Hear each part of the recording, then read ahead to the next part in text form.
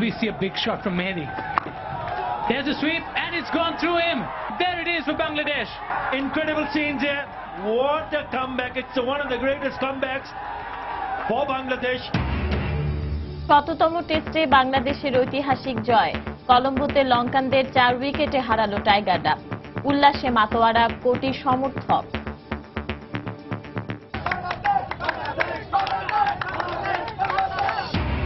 সাবেক British high commissioner Anwar চৌধুরীর ওপর গ্রেনেড হামলা মামলায় জঙ্গি নেতা মুফতি হান্নানের রিভিউ খারিজ।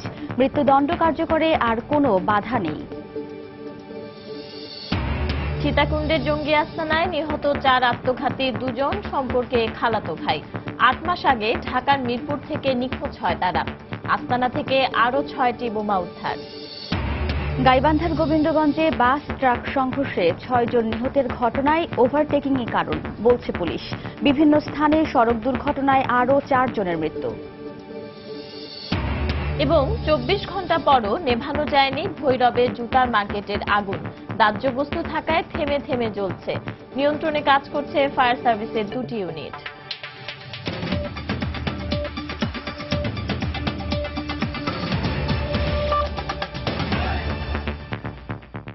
বাংলা সময়ের সঙ্গে আছি আমি পারমিতা হিম এবং আমি ওয়াহিদা স্বপ্না।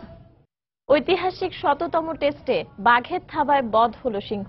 তাই তো আজ বাংলাদেশের ক্রিকেট আকাশে বাঁধনহারা আনন্দ। ক্রিকেট বিশ্বের 4র্থ দেশ হিসেবে অস্ট্রেলিয়া, পাকিস্তান, ওয়েস্ট ইন্ডিজের পর ইতিহাস রচনা করে 100তম টেস্টে স্বপ্নিল জয় তুলে নিয়েছে বাংলাদেশ জাতীয় ক্রিকেট দল। শ্রীলঙ্কাকে 4 উইকেটে হারিয়ে 100তম টেস্ট স্মরণীয় করে রাখল টাইগাররা। 191 রানের টার্গেটে ব্যাট করতে নেমে 6 উইকেট হারিয়ে লক্ষ্যে পৌঁছে যায় বাংলাদেশ। এই জয়ে সিরিজ 1-1 সমতায় শেষ হলো। Man of the match Tamim আর সিরিজ সেরা সাকিব আল হাসান।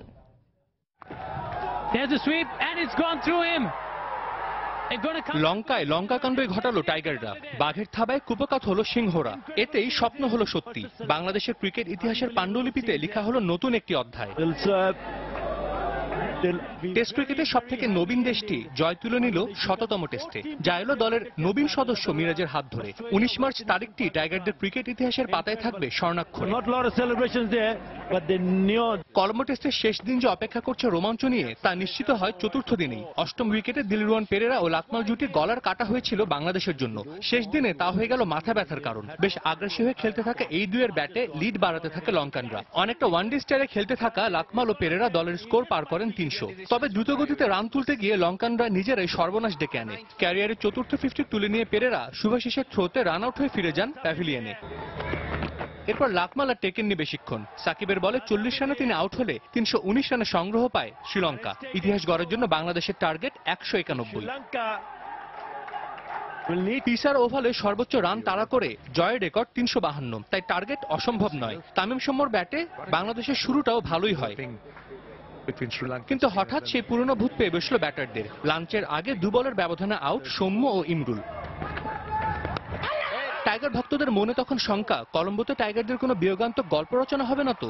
না, তা হতে দেননি তামিম ও সাব্বির। উইকেট কামড়ে থেকে 3য় উইকেটে তারা জয়ের স্বপ্ন দেখাতে থাকে টাইগারদের। লঙ্কান স্পিন ত্রয়ী হেরাত, পেরেরা ও সান্দাকানকে সামলে ক্যারিয়ারের 22তম 50 তুলে নেন তামিম।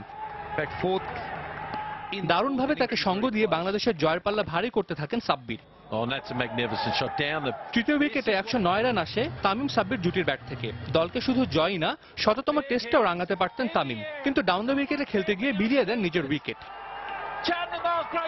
এরপর সাব্বির সাকিবের কিছু সময়ের ব্যবধানে ফিরে গেলেও অধিনায়ক মুশফিক তখনও ছিলেন ক্রিজে। যোগ্য নেতার মতোই জয়ের বন্দরে নোঙর ভিড়িয়ে দলকে এনে দেন ঐতিহাসিক জয়। সাজিদ মুস্তাহিদ, সময় সংবাদ।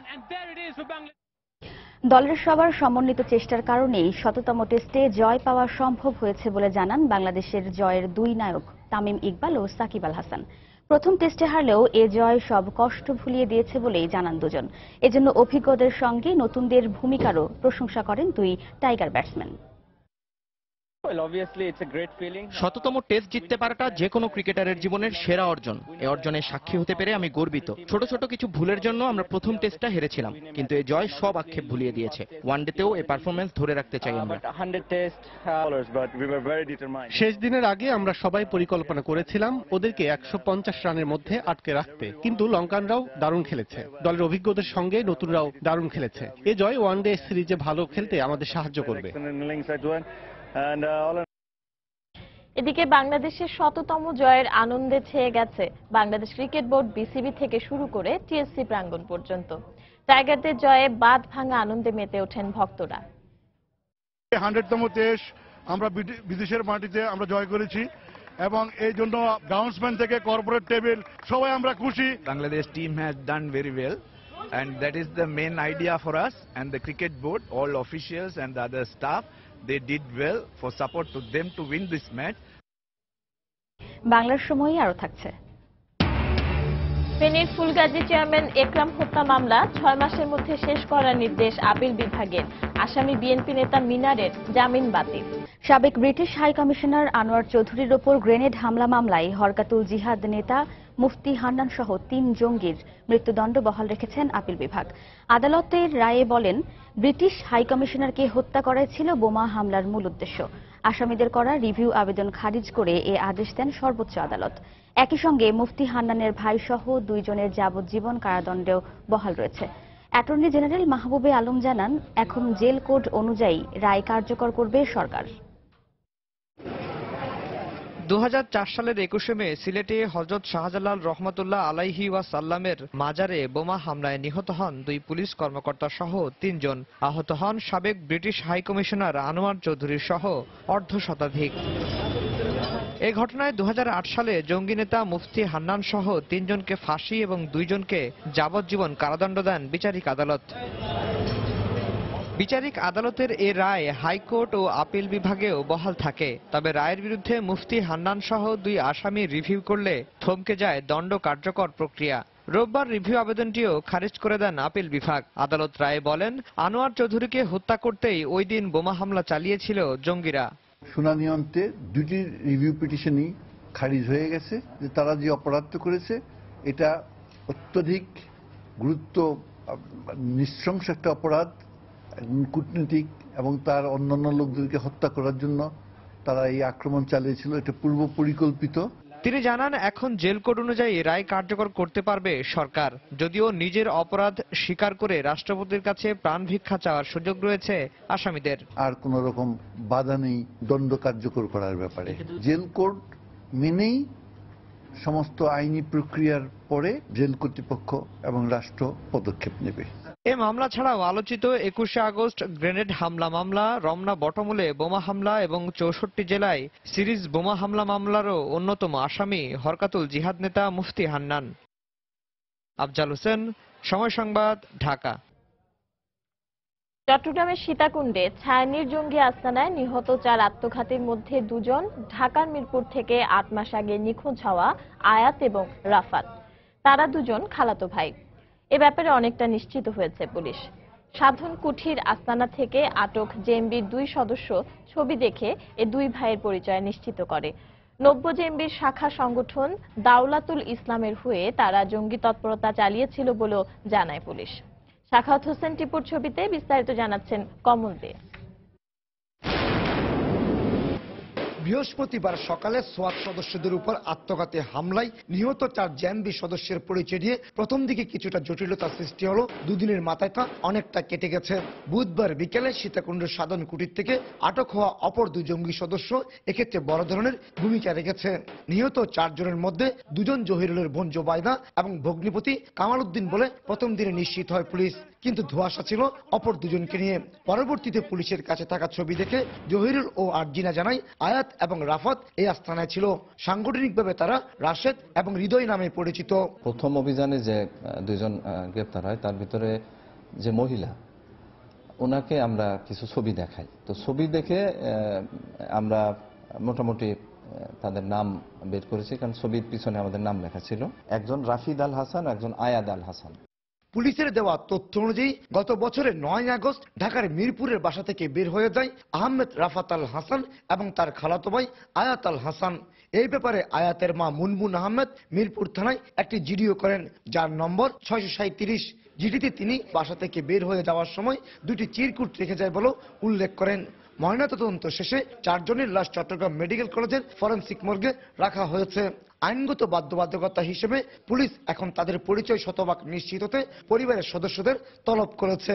যার ছবিটা শনাক্ত করছে ওর ঠিকানা সংগ্রহ করে মিরপুরে ডিএমপির ওই থানাকে আমরা বেতার বার্তা দিয়েছি যে তার অভিভাবককে এটা জানানো হোক। ডিএনএ টেস্টের জন্য এই প্রোফাইলগুলো আমরা রেখেছি। আমরা এদের যে সম্ভাব্য অভিভাবক বা যাদের কি হবে তাদের সাথে আমরা ম্যাচিং করব। এদিকে পুলিশের অনুসন্ধানে বের হয়ে এসেছে আত্মঘাতী এসব জঙ্গি 90 জেএমবি শাখা সংগঠন দাওলাতুল ইসলামের হয়ে কাজ করছিল, যে কারণে মারা যাওয়ার আগে তারা দেওয়ালে তাদের সংগঠনের নাম লিখে গেছে। ঢাকার হলি আর্টিজানের ঘটনায়ও সংগঠনটির নাম উঠে এসেছিল। দাওলাতুল ইসলাম কেন লিখলো, এর শানি নজুল অথবা এর কারণটা এটা আমরা খোঁজার চেষ্টা করছি।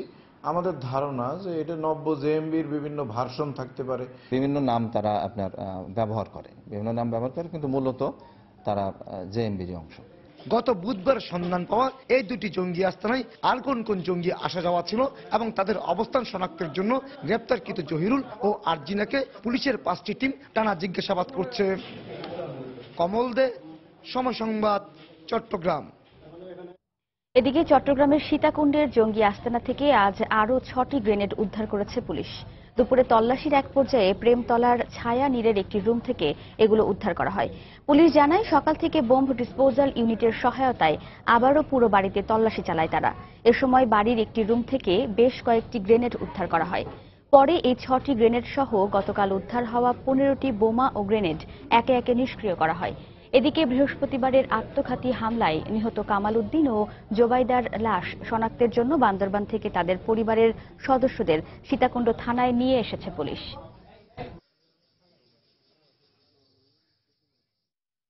নিষিদ্ধ সংগঠন জেএমবির সদস্য সন্দেহে পটুয়াখালীতে 4 জনকে আটক করেছে পুলিশ।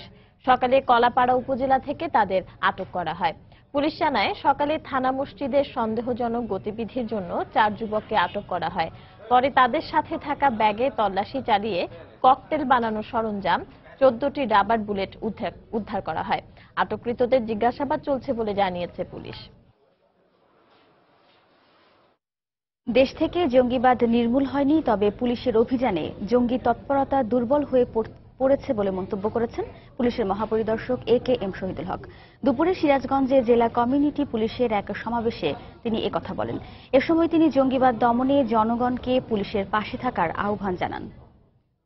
পুলিশি অপারেশনের কারণে জনগণের তাদের প্রতি অনাস্থা প্রকাশ করার কারণে তারা দুর্বল হয়ে গেছিল। আবার নতুন করে তারা সংগঠিত হতে চাচ্ছে। আমাদের পুলিশি অভিযান অব্যাহত আছে। জনগণের কোনো ভয় পাওয়ার কারণ নেই। সাহস নিয়ে পুলিশকে সহায়তা করতে হবে, আমাদের সাথে থাকতে হবে। যে কোনো ধরনের অপ্রীতিকর পরিস্থিতি এড়াতে বিমানবন্দরগুলোতে সতর্কতামূলক ব্যবস্থা নেওয়া হয়েছে বলে জানিয়েছেন বেসামরিক বিমান পরিবহন ও পর্যটন মন্ত্রী রাশেদ খান মেনন। সকালে সুনামগঞ্জের ছাতকের বুড়ারগাঁও গ্রামে সকালে একটি বেসরকারি হাসপাতালের উদ্বোধন করে সাংবাদিকদের প্রশ্নের জবাবে তিনি একথা বলেন। অধিকতর সতর্কতার ব্যবস্থা নেওয়া হয়েছে। আগে ভিজিটার বেশি যেত, এখন একজনে বেশি যেতে পারবে না এবং ডাবল তল্লাশি এই ব্যবস্থা করা হয়েছে। আমরা এখান থেকে ইন্টারন্যাশনাল ফ্লাইট শুরু করেছি। গতকালও বোধহয় ইন্টারন্যাশনাল ফ্লাইট এখান থেকে গেছে, সিলেট থেকে সুতরাং সিলেট ওসমানী বিমানবন্দরকে এখন এটা পূর্ণাঙ্গ আন্তর্জাতিক বিমানবন্দর বলা চলে। আমরা এটা রানওয়ে বৃদ্ধি করছি, আমরা এটা টার্মিনাল ঠিক করছি।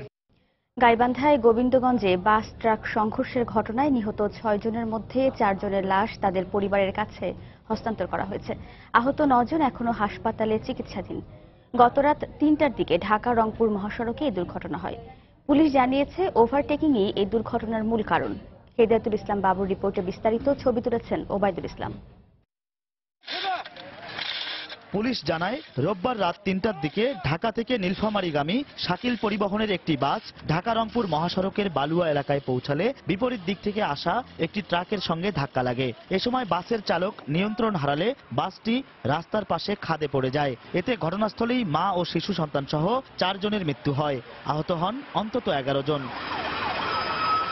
খবর পেয়ে ফায়ার সার্ভিস ঘটনাস্থলে পৌঁছে আহতদের উদ্ধার করে হাসপাতালে নিলে আরো একজনকে মৃত ঘোষণা করেন চিকিৎসক। অ্যাক্সিডেন্ট লাগছে, কেমন কেমন করতেছি, তখন ধীরে করে চেতন পেলাম। চেতন বললাম যে কি অবস্থা, অ্যাক্সিডেন্ট হয়েছে। আমি শোনার পরে অজ্ঞান হয়ে গেছি। মোট 8 জন আমাদের হাসপাতাল থেকে চিকিৎসা নেয়। এর মধ্যে 3 জনকে রেফার করা হয়েছে, 1 জন মৃত এবং 4 জন আমাদের এখনো চিকিৎসাধীন অবস্থায় আছে। পরে ঘটনাস্থল পরিদর্শন করে নিহতদের পরিবার ও আহতদের অর্থ সহায়তা দেওয়ার ঘোষণা দিয়েছেন উপজেলা নির্বাহী কর্মকর্তা। এদিকে মর্মান্তিক এই দুর্ঘটনার জন্য ওভারটেকিং প্রবণতাকেই দায়ী করছে পুলিশ। প্রশাসনের পক্ষ থেকে যারা মারা যায় বা আহত হয় তাদের জনপ্রতি 10,000 টাকা করে আমরা নগদ দিয়ে থাকি। ঘটনার যে সিমটম সেই অনুপাতে বোঝা যায় যে ওই বাসের সামনে কোনো যানবাহন ছিল, সেটাকে ওভারটেক করার জন্য তার অপোজিট থেকে আসা যে ট্রাক, এই ট্রাকের বডিতে লেগেই বাসটা নিয়ন্ত্রণ হারিয়ে খাদে পড়ে যায়। এদিকে আহতদের মধ্যে 4 জনের অবস্থা আশঙ্কাজনক হওয়ায় উন্নত চিকিৎসার জন্য তাদের বগুড়া শহীদ জিয়াউর রহমান মেডিকেল কলেজ হাসপাতালে পাঠানো হলে পথে আরো একজনের মৃত্যু হয়। হেদায়েতুল ইসলাম বাবু, সময় সংবাদ, গাইবান্ধা। এদিকে টাঙ্গাইলে ট্রাকের চাপায় 2 পথচারী নিহত হয়েছেন, আহত হয়েছেন আরো 2 জন।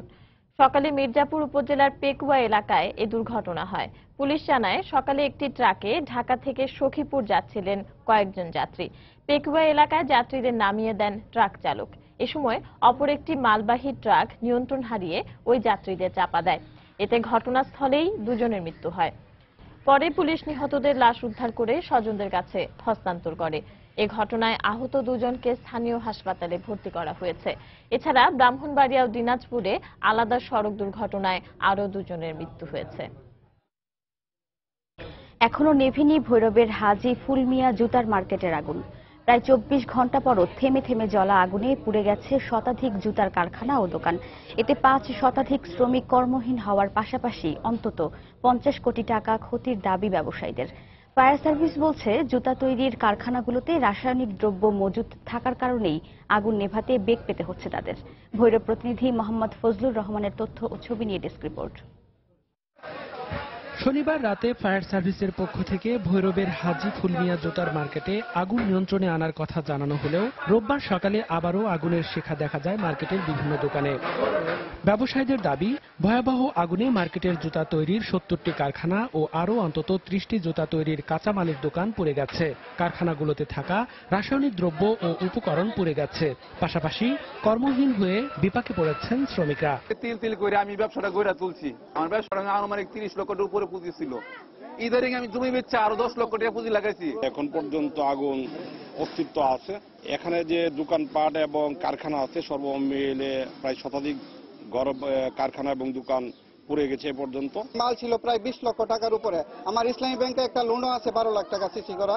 আমার এই সর্ব টাকারই মাল উঠাইছি আমি আমার রুমের মধ্যে, সব পুড়ে ছাই গেছে। তবে আগুন পুরোপুরি নেভাতে স্থানীয়দের সহযোগিতায় কাজ চালিয়ে যাচ্ছে কিশোরগঞ্জ ফায়ার সার্ভিসের 2টি ইউনিট। যেহেতু এটা রাবারের আগুন, থেমে থেমে আগুন জ্বলতেছে, তাই আমরা রাতভর এবং অদ্যবধি পর্যন্ত আমরা ড্যাম্পিং এর কাজ চলতেছি। এই ক্ষয়ক্ষতির পরিমাণটা আমরা কাজ শেষ হওয়ার পর বলতে পারবো। শনিবার বিকেলে শহরের কমলপুর এলাকার হাজি ফুলমিয়া মার্কেটের একটি জুতার দোকানে রাসায়নিক দ্রব্য থেকে আগুনের সূত্রপাত হয়। পরে পাশের মার্কেটের কারখানা ও দোকানগুলোতে আগুন ছড়িয়ে পড়ে। সময় সংবাদ, ভৈরব। বাংলার সময় আরো থাকছে। চট্টগ্রামের পতেঙ্গা থেকে 6 লাখ পিস ইয়াবা জব্দ। মিয়ানমারের 6 নাগরিক সহ আটক 8। ফেনীর ফুলগাজী উপজেলা চেয়ারম্যান একরামুল হক হত্যা মামলার বিচার 6 মাসের মধ্যে শেষ করতে নির্দেশ দিয়েছেন আপিল বিভাগ। সকালে হাইকোর্টের আদেশের বিরুদ্ধে রাষ্ট্রপক্ষের করা লিভ টু আপিল নিষ্পত্তি করে এই আদেশ দেন প্রধান বিচারপতি সুরেন্দ্র কুমার সিনহা নেতৃত্বাধীন 3 সদস্যের আপিল বিভাগ। একই সঙ্গে এই মামলায় বিএনপি নেতা মাহতাবউদ্দিন চৌধুরী ওরফে মিনারকে হাইকোর্টে দেয়া জামিন বাতিল করা হয়েছে। 2014 সালের 20 মে ফেনী শহরের একাডেমি সড়কে বিলাসী সিনেমা হলের কাছে একরামুল হককে প্রকাশ্যে গুলি করার পর গাড়িসহ পুড়িয়ে হত্যা করে দুর্বৃত্তরা। নারায়ণগঞ্জে ফাহিম নামে এক পোশাক কারখানার তত্ত্বাবধায়ককে হত্যার অভিযোগ উঠেছে সহকর্মীদের বিরুদ্ধে। ভোরে ফতুল্লা থানার কাশীপুর বড় মসজিদ এলাকায় এ ঘটনা ঘটে। ঘটনার পর থেকে কারখানার শ্রমিক সোহাগ ও তার ভাতিজা পলাতক রয়েছেন। কারখানার মালিক রাশেদ শিকদার জানান, কাজের প্রয়োজনে তার শ্যালক ফাহিম রাতে কারখানায় থাকে। আজ সকালে কারখানার শ্রমিক সোহাগ তাকে ফোন দিয়ে ফাহিমকে হত্যা করা হয়েছে বলে জানায়। এ সময় তিনি কারখানায় গিয়ে ফাহিমকে উদ্ধার করে ঢাকা মেডিকেল কলেজ হাসপাতালে নিয়ে যান। পরে কর্তব্যরত চিকিৎসক তাকে মৃত ঘোষণা করেন। মাথায় ধারালো অস্ত্রের আঘাতে তাকে হত্যা করা হয়েছে বলে নিশ্চিত করেছে পুলিশ। ব্যক্তিগত শত্রুতার জেরে এই হত্যাকাণ্ড হয়ে থাকতে পারে বলে ধারণা করছে ফাহিমের পরিবার। কর্মচারী আছিল, এর সাথে হয়তো কোনো বিবাদ আছিল, ওই কারণে রাত্রে একসাথে ঘুমাইছে, ঘুমায় এই রাত্রে এই কাম করে ছুঁয়ে গেছিল। সকালবেলা দুজনকে পাওয়া যায়নি, ইউসুফ এবং সোহাগ। ইউসুফ হচ্ছে সোহাগের ভাগিনা, ইউসুফ হচ্ছে আগন্তক, তাকে পাওয়া যাচ্ছে না এবং সোহাগকে পাওয়া যাচ্ছে না। প্রাথমিক অনুসন্ধানে অনুমিত হচ্ছে যারা এই দুজনেই ঘটনার সাথে জড়িত।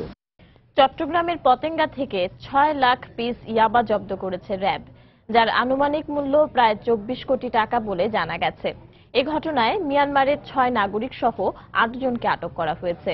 র্যাব 7-এর অধিনায়ক জানান, একটি সিন্ডিকেট পতেঙ্গার চরপাড়া বেড়িবাঁধ এলাকা দিয়ে বিপুল পরিমাণ ইয়াবার চালান খালাস করবে, এমন সংবাদের ভিত্তিতে সেখানে অভিযান চালানো হয়। অভিযানে ঘটনাস্থল থেকে 6 লাখ পিস ইয়াবা সহ 8 জনকে আটক করা হয়। আটককৃতদের মধ্যে 6 রোহিঙ্গা টেকনাফের কুতুপালং শরণার্থী শিবিরে থাকত। র্যাব জানায়, বর্তমানে মাদক ব্যবসায়ীরা কৌশল পরিবর্তন করে ইয়াবার চালানগুলো চট্টগ্রামের গহিরা, আনোয়ারা ও পতেঙ্গা সহ নির্জন এলাকায় খালাস করছে। 8 জনের মধ্যে 6 জনই রোহিঙ্গার। এদেরকে ব্যবহারের কারণটা তাদেরকে জিজ্ঞাসা করা ছিল, কারণ এই যে রোহিঙ্গা কিংবা যারা থাকে এরা আসলে বাংলাদেশি তেমন কাউকে চিনে না। তো এরা যখন এদেরকে ব্যবহার করে, এরা আসলে কাউকে বলার কিংবা ক্ষমতা রাখে না এবং এরা কম পয়সাতে কাজটা করে। এদেরকে নজরদারিতে রাখা দরকার। সমস্ত বাহিনী এবং যে প্রশাসন যারা আছে তারা, আপনারা জানেন কদিন আগে একটা রোহিঙ্গাদের শুমারি হয়েছে, যাতে তাদেরকে একটা নিয়ন্ত্রণের মধ্যে রাখা যায় সেটার চেষ্টা চলছে। অনিয়ম ও অর্থ আত্মসাতের মামলায় রংপুরে বেগম রোকেয়া বিশ্ববিদ্যালয়ের সাবেক উপাচার্য আব্দুল জলিল সহ 5 কর্মকর্তার বিরুদ্ধে অভিযোগপত্র জমা দিয়েছে দুদক। দুপুরে রংপুর জেলা ও দায়রা জজ আদালতে দুদকের উপসহকারী পরিচালক ও মামলার তদন্তকারী কর্মকর্তা আকবর আলী অভিযোগপত্র দাখিল করেন। গত 8 মার্চ দুর্নীতি দমন কমিশন মামলাটির চূড়ান্ত অনুমোদন দিলে আজ এই অভিযোগপত্র জমা দেওয়া হয়। 2013 সালের 12 ডিসেম্বর দুদকের তৎকালীন উপপরিচালক আব্দুল করিম বাদী হয়ে অনিয়ম ও দুর্নীতির অভিযোগে মামলা করেন। অভিযুক্তদের মধ্যে 4 জন এখনও বিশ্ববিদ্যালয়ের বিভিন্ন পদে কর্মরত রয়েছেন। দুদক অভিযোগপত্র দাখিল করেছে। এইটা আমাদের কোর্টের ইন্সপেক্টর অফিসে দাখিল হয়েছে। এইটা পর্যালোচনার পর কোর্টে যাবে। কোর্টের নলেজে যাওয়ার পর বিধান অনুযায়ী এই মামলাটা কগনিজেন্স এবং বিচার নিষ্পত্তির জন্য বিজ্ঞ সিনিয়র স্পেশাল জজ আদালত অর্থাৎ দায়রা জজ আদালতে প্রেরিত হবে। তারপর থেকে এটার কার্যক্রম শুরু হবে। চাঁদাবাজি মামলায় বরিশালের সরকারি সৈয়দ হাতেম আলী কলেজ ছাত্রলীগের সাবেক সভাপতি রেজাউল ইসলাম বাপ্পি সহ 4 জনকে গ্রেপ্তার করেছে পুলিশ। সকালে নগরীর ফরেস্টার বাড়ি রোড এলাকা থেকে তাদেরকে গ্রেপ্তার করা হয়। পুলিশ জানায়, বিভিন্ন সময়ে সরকারি সৈয়দ হাতেম আলী কলেজের অধ্যক্ষের কাছে 2 লাখ টাকা চাঁদা দাবি করে অভিযুক্তরা। চাঁদা না দেয়ায় বাপ্পি ও তার সহযোগীরা কলেজের শিক্ষক কর্মচারীদের হত্যার হুমকি দেয় বলেও জানায় পুলিশ। এ ঘটনায় গতরাতে কোতোয়ালি থানায় 5 জনের বিরুদ্ধে মামলা করে কলেজ কর্তৃপক্ষ। সকালে সাবেক ছাত্রলীগ নেতা রেজাউল ইসলাম বাপ্পিকে তার বাসা থেকে 3 সহযোগী সহ গ্রেপ্তার করে পুলিশ। হাতেম আলী কলেজের প্রিন্সিপাল স্যারের নিকট চাঁদা দাবির ঘটনাকে কেন্দ্র করে মামলাটি হয়। এখানে 1 নম্বর আসামি রেজাউল ইসলাম বাপ্পি, সে সৈয়দ হাতেম আলী কলেজের ছাত্রলীগের সাবেক সভাপতি। তাকে ইতিমধ্যে গ্রেপ্তার করা হয়েছে, তার 3 সহযোগী সহ ইতিমধ্যে তাদেরকে বিজ্ঞ আদালতে প্রেরণ করা হয়েছে। যশোর ঝিনাইদহ হয়ে পদ্মা সেতু পর্যন্ত রেল লাইনের দাবিতে ঝিনাইদহে মানববন্ধন করেছে একটি সামাজিক সংগঠন। সকালে ঝিনাইদহ নাগরিক কমিটির উদ্যোগে শহরের পায়রা চত্বরে এ কর্মসূচি পালন করা হয়। ঘণ্টাব্যাপী এ মানববন্ধনে বিভিন্ন স্কুল কলেজের শিক্ষার্থী সহ নানা শ্রেণী পেশার মানুষ অংশ নেন। এ সময় যশোর জংশন থেকে ঝিনাইদহ হয়ে নির্মাণাধীন পদ্মা সেতু পর্যন্ত রেল লাইনের দাবি জানান বক্তারা। দেশের একমাত্র প্রাকৃতিক মৎস্য প্রজনন কেন্দ্র চট্টগ্রামের হালদা নদীতে প্রায় 20 কেজি ওজনের একটি মা কাতল মাছ অবমুক্ত করা হয়েছে। সকালে রাউজান উপজেলার হালদা নদীর সর্তা ঘাটে মা কাতল অবমুক্ত করেন স্থানীয় সংসদ সদস্য ABM ফজলে করিম চৌধুরী। এ সময় স্থানীয় জনপ্রতিনিধি ও প্রশাসনের কর্মকর্তারা উপস্থিত ছিলেন। সাম্প্রতিক সময়ে হালদা নদীতে মাছের পোনার সংখ্যা কমে যাওয়ায় মা কাতল মাছটি অবমুক্ত করা হয়েছে বলে জানানো হয়।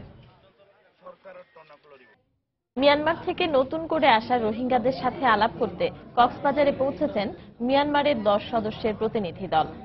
বেলা 12টার দিকে ওই প্রতিনিধি দলটি কক্সবাজারে পৌঁছায়। পরে জেলা প্রশাসক মোহাম্মদ আলী হোসেনের সঙ্গে আলাপ করেন তারা। প্রায় আধ ঘণ্টা ব্যাপী আলোচনায় মিয়ানমার বাংলাদেশের সম্পর্ক উন্নয়ন সহ রোহিঙ্গা সমস্যা নিয়ে আলোচনা করা হয়।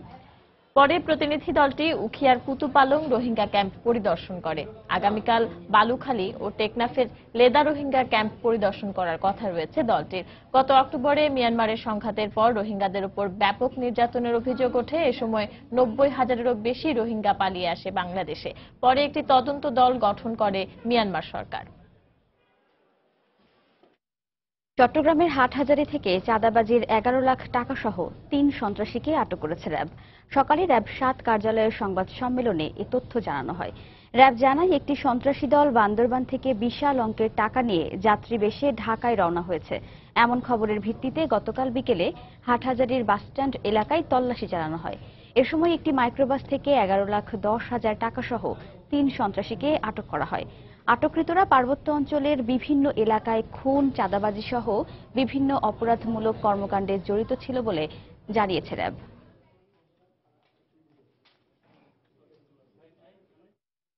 রাজশাহী বিশ্ববিদ্যালয়ে চালু হলো অনলাইন নির্ভর ক্যাম্পাস রেডিও।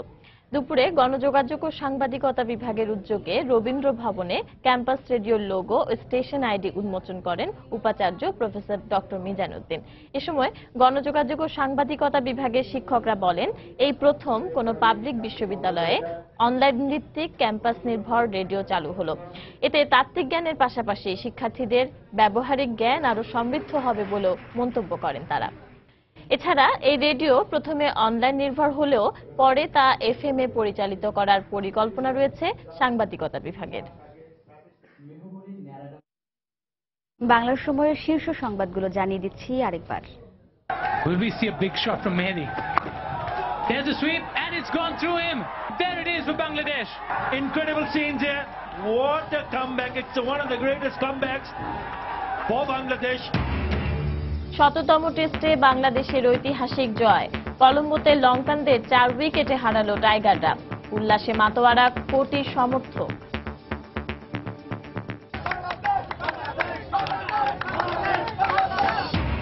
সাবেক ব্রিটিশ হাই কমিশনার আনোয়ার চৌধুরীর ওপর গ্রেনেড হামলা মামলায় জঙ্গি নেতা মুফতি হান্নানের রিভিউ খারিজ। মৃত্যুদণ্ড কার্যকরে আর কোনো বাধা নেই। সীতাকুণ্ডের জঙ্গি আস্তানায় নিহত 4 আত্মঘাতী 2 জন সম্পর্কে খালাতো ভাই। 8 মাস আগে ঢাকার মিরপুর থেকে নিখোঁজ হয় তারা। আস্তানা থেকে আরো 6টি বোমা উদ্ধার। গাইবান্ধার গোবিন্দগঞ্জে বাস ট্রাক সংঘর্ষে 6 জন নিহতের ঘটনায় ওভারটেকিংই কারণ বলছে পুলিশ। বিভিন্ন স্থানে সড়ক দুর্ঘটনায় আরও 4 জনের মৃত্যু। এবং 24 ঘন্টা পরও নেভানো যায়নি ভৈরবে জুতার মার্কেটের আগুন। দাহ্য বস্তু থাকায় থেমে থেমে জ্বলছে। নিয়ন্ত্রণে কাজ করছে ফায়ার সার্ভিসের 2টি ইউনিট। এই ছিল বাংলার সময়। যে কোনো খবর পেতে ভিজিট করুন সময়নিউজ.tv। এছাড়া এইমাত্র পাওয়া খবর আপনার মোবাইলে পেতে SMS করুন *BN লিখে পাঠিয়ে দিন 16242 নম্বরে। সঙ্গে থাকুন সময়ের।